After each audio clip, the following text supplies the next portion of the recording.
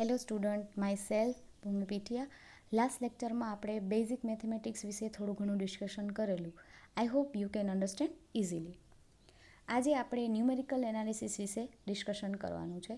Numerical analysis BSc semester 5 ભક્ત કવિ નરસિંહ મહેતા યુનિવર્સિટીના સિલેબસનો એક ટોપિક છે.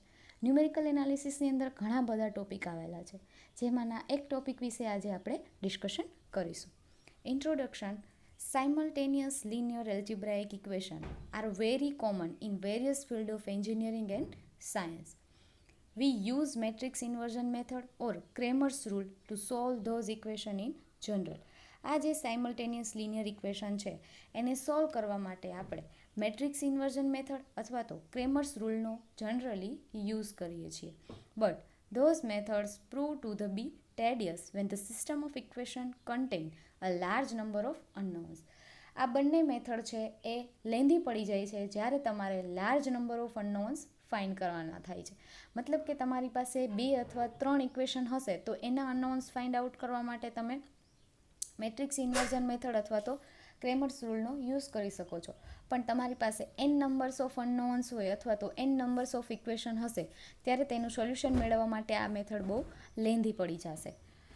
To solve such equation, there are other numericals method which are particularly suited computer operations. તો આ ટાઈપની જે ઇક્વેશન છે એને સોલ્વ કરવા માટે આપણી પાસે બહુ બધી ન્યુમેરિકલ્સ મેથડ છે જેનો યુઝ કરી અને આપણે ઇઝીલી સાયમલ્ટેનિયસ ઇક્વેશનને સોલ્વ કરી શકીએ છીએ. Those are of 2 types. First direct method and second iterative method. Any 2 type છે. એમાંથી અત્યારે આપણે ડિરેક્ટ મેથડની જ ડિસ્કશન કરવાની છે. ડિરેક્ટ મેથડની અંદર પણ 5 મેથડો આવેલી છે, જેમાંની જે ફર્સ્ટ મેથડ છે એના વિશે આજે આપણે ડિસ્કશન કરીશું. ડિરેક્ટ મેથડની ફર્સ્ટ મેથડ છે Gauss elimination method. Gauss elimination મેથડની અંદર શું કરવાનું છે એ પ્રોસેસ આપણે જોઈએ.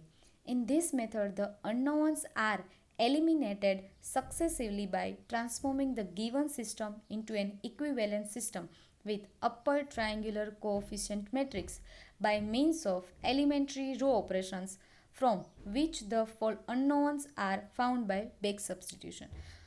ગોસ એલિમિનેશન મેથડની અંદર શું પ્રોસેસ કરવાની છે તો કે તમને જે સાયમલ્ટેનિયસ લિનિયર ઇક્વેશન આપેલી છે એ ઇક્વેશનને તમે ફર્સ્ટ ઓફ ઓલ મેટ્રિક્સના ફોર્મમાં લખશો. મેટ્રિક્સના ફોર્મમાં લખી અને એલિમેન્ટરી રો ઓપરેશનનો યુઝ કરશો અને તમે એને અપર ટ્રાયંગ્યુલર મેટ્રિક્સના ફોર્મમાં કન્વર્ટ કરશો. અપર ટ્રાયંગ્યુલર મેટ્રિક્સ કોને કહેવાય તો કે એવી મેટ્રિક્સ કે જેના ડાયાગોનલની નીચેના એલિમેન્ટ કેવા હશે તો કે 0 હશે. Here it will explain by considering a system of 3 equation in 3 unknowns. આપણે આ મેથડને એક્સપ્લેન કરવા માટે અહીંયા 3 ઇક્વેશન લેશું અને 3 અનનોન્સનો યુઝ કરશું. Consider the system of 3 equations in 3 unknowns as follows.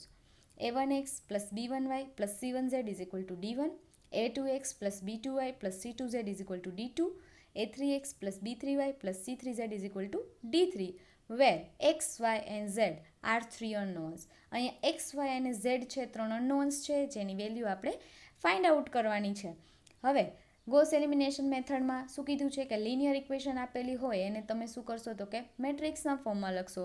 તો matrix form of the above system is ax is equal to b, where a is equal to શું છે તો કે એક્સ વાય ઝેડના coefficient a1 b1 c1, a2 b2 c2, a3 b3 c3, x is equal to x y z and b is equal to d1 d2 d3. જે d1 d2 d3 છે એ કંઈક constant તમને આપેલા હશે. Consider the augmented matrix form. Augmented મેટ્રિક્સના ફોર્મમાં આપણે convert કરીએ. આઈ હોપ તમને એગ્યુમેન્ટેડ મેટ્રિક્સ વિશે ખ્યાલ હશે. Augmented matrix is equal to a1 b1 c1, a2 b2 c2, a3 b3 c3, augmented d1 d2 d3. હવે now by Gauss elimination method, equation is to be reduced to an upper triangular matrix by performing elementary row operation on a argument b.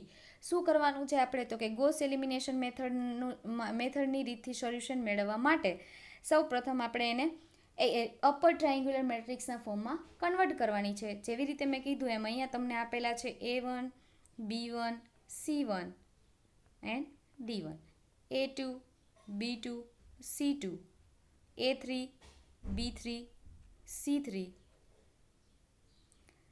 d2 d3. આ જે મેટ્રિક્સનું એગ્યુમેન્ટેડ form આપેલું છે એને આપણે upper ટ્રાયેંગ્યુલર મેટ્રિક્સના ફોર્મમાં કન્વર્ટ કરવાનું છે.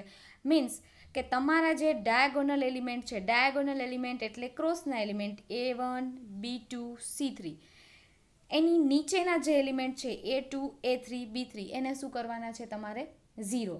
કોની મદદથી? તો કે એલિમેન્ટરી રો ઓપરેશનની મદદથી. એલિમેન્ટરી રો ઓપરેશનની મદદથી આ એલિમેન્ટને 0 કરવાના છે, તો એના માટે આપણે ઓપરેશન એપ્લાય કરશું. If A1 is not equal to 0, A is not equal to 0, then choosing A1 as a pivot we have. A1 ને આપણે પાઇવોટ તરીકે ચૂઝ કરીએ છીએ જો એની વેલ્યુ છે એ નોટ ઇક્વલ ટુ 0 હોય તો એના ઉપર રો ઓપરેશન આપણે એપ્લાય કર્યા છે.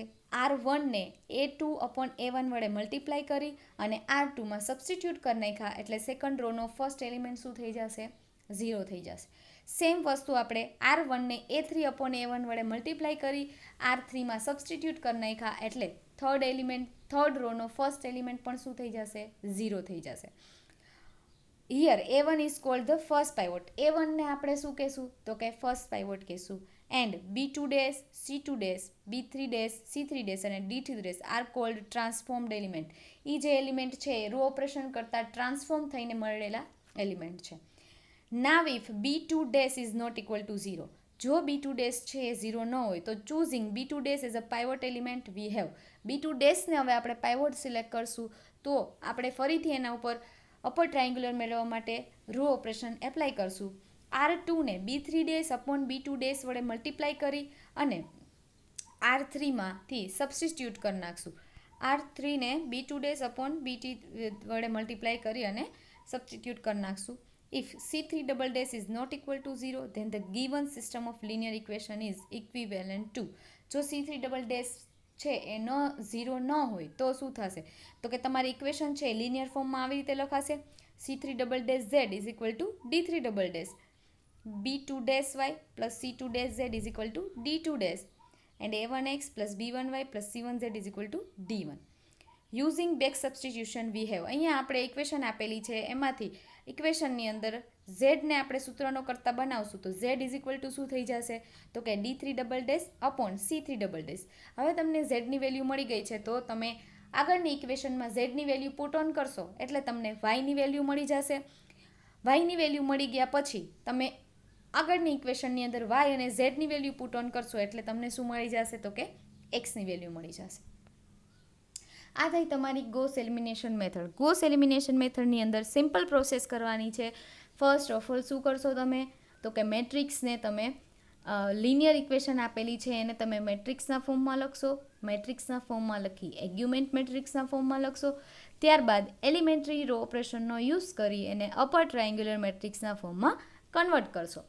નોટ આપેલી છે કે this method fails if any one of the pivot A1, B2 dash, C3 double dash become 0.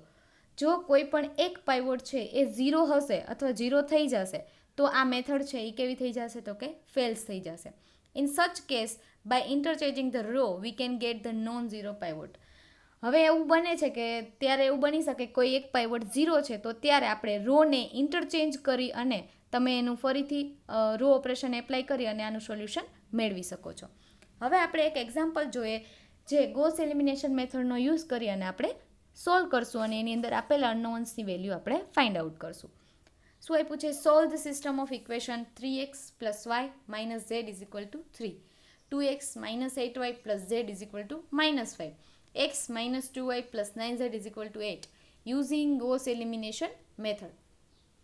શું કીધું છે? Given system is 3x plus y minus z is equal to 3, 2x minus 8y plus z is equal to minus 5, x minus 2y plus 9z is equal to 8. હવે શું કરવાનું છે? Gauss elimination method છે એટલે first of all આપણે શું કરશું? મેટ્રિક્સના ફોર્મમાં કન્વર્ટ કરશું. Matrix form of the અબાવ system is 3, 1, -1, 2, ત્યાં -2 છે મિસ્ટેકમાં લખાઈ ગયા છે 2, -8, 1, 1, -2, 9 અને વેરિયેબલમાં આવશે x, y, z equal to b જે તમારા કોન્સ્ટન્ટ છે 3, -5, 8. હવે મેટ્રિક્સના ફોર્મમાં લખ્યા પછી આપણે શું કરીએ છીએ? તો કે એગ્યુમેન્ટ મેટ્રિક્સના ફોર્મમાં કન્વર્ટ કરશું. તો એ એગ્યુમેન્ટ બી ઇક્વલ ટુ શું થશે? તો કે 3, 1, -1, 2, -8, 1, 1, -2, 9 એગ્યુમેન્ટેડ 3, -5, 8. એગ્યુમેન્ટેડ મેટ્રિક્સના ફોર્મમાં લખ્યા પછી આપણે એને અપર ટ્રાયેન્ગ્યુલર મેટ્રિક્સના ફોર્મમાં કન્વર્ટ કરશું. મીન્સ કે ડાયાગોનલની નીચેના એલિમેન્ટ છે એ એલિમેન્ટરી રો ઓપરેશનનો યુઝ કરી અને 0 કરશું. તો now we will make matrix as upper triangular.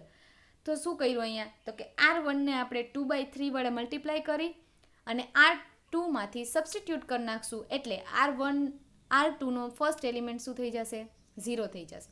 Same process 1/3 ને R1ને 1/3 વડે મલ્ટીપ્લાય કરી R3માંથી સબસ્ટિટ્યૂટ કરી નાખશું. એટલે R3નો ફર્સ્ટ એલિમેન્ટ પણ શું થઈ જશે? 0. અને બીજા એલિમેન્ટ ઉપર પણ ઓપરેશન એપ્લાય થશે અને એની વેલ્યુ કેવી થઈ જશે? ચેન્જ. તો તમે અહીંયા જોઈ શકો છો કે મેટ્રિક્સની વેલ્યુ શું થઈ જશે? તો કે ચેન્જ. 3 1 -1 0 -26/3 અને 5/3 0 -7/3 અને 28/8 અને એગ્યુમેન્ટેડમાં થઈ જશે 3 -7 અને 7. અગેઇન આપણે હજી એક એલિમેન્ટને શું કરવાનો છે? 0. એટલે now choosing -26/3 as the pivot form of the second column we have. હવે અહીંયા ફરીથી આપણે અપર ટ્રાયેન્ગ્યુલરમાં કન્વર્ટ કરવા માટે R2ને 7/26 વડે મલ્ટીપ્લાય કરી અને R3માંથી સબસ્ટિટ્યૂટ કરી નાખશું. એટલે અગેઇન શું થઈ જશે?